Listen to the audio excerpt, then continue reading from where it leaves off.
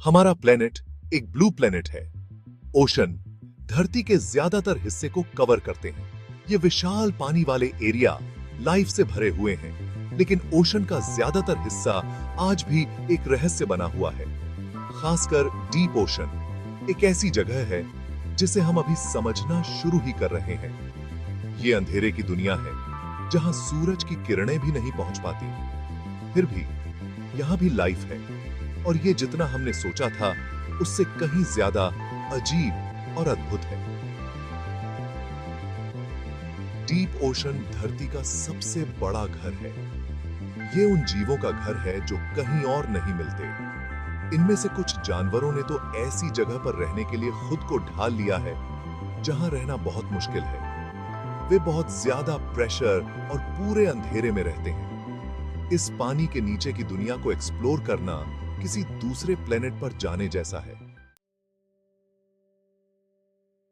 Deep ocean के अंधेरे में जानवरों ने कमाल की शक्तियां पैदा कर ली हैं।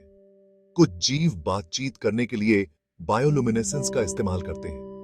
वे अपनी खुद की रोशनी बनाते हैं, अपने साथियों को बुलाने के लिए या दूसरे जानवरों को कंफ्यूज करने के लिए अलग अलग पैटर्न में चमकते हैं। सोचो एक मछली के बारे में जिसके मुंह के सामने एक चमकता हुआ लालटेन लटका हुआ है। दूसरे जीवों ने तो कम रोशनी में देखने के लिए बहुत बड़ी आंखें विकसित कर ली हैं। कुछ ने तो अपनी आंखें पूरी तरह से खो दी हैं और रास्ता ढूंढने और खाना डिस्कवरी के लिए दूसरी इंद्रियों पर निर्भर रहते हैं।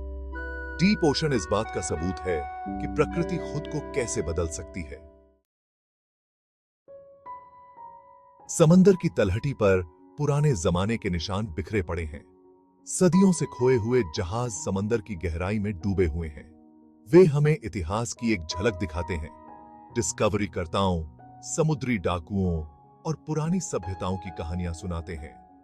कुछ लोगों का मानना है कि लहरों में समा चुके खोए हुए शहर भी गहराई में मिल सकते हैं।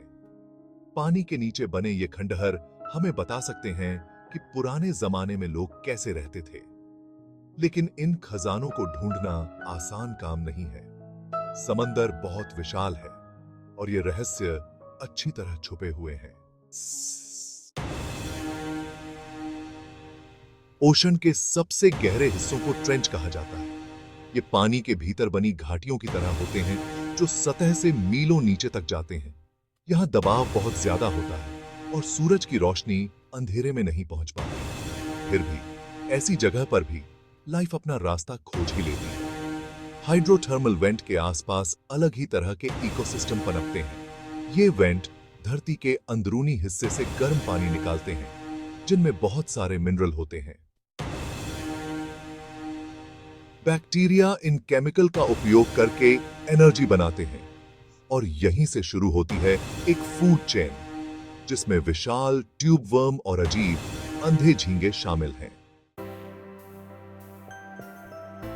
इंसान हमेशा से ही समंदर की ओर आकर्षित होता रहा है, लेकिन इसकी डेप्थ्स को एक्सप्लोर करना एक चुनौती है।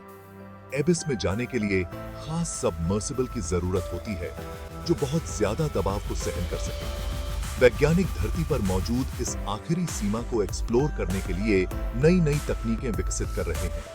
गहराई में की जाने वाली हर डाइव नई खोज लेकर आती है। नई प्रजातियां मिलती हैं, नए इकोसिस्टम का पता चलता है। हम ओशन के बारे में जितना ज्यादा सीखते हैं, हमें उतना ही एहसास होता है कि हम कितना कुछ नहीं जानते हैं। ओशन के सीक्रेट्सों से पर्दा उठाने का सफर अभी शुरू ही हुआ है।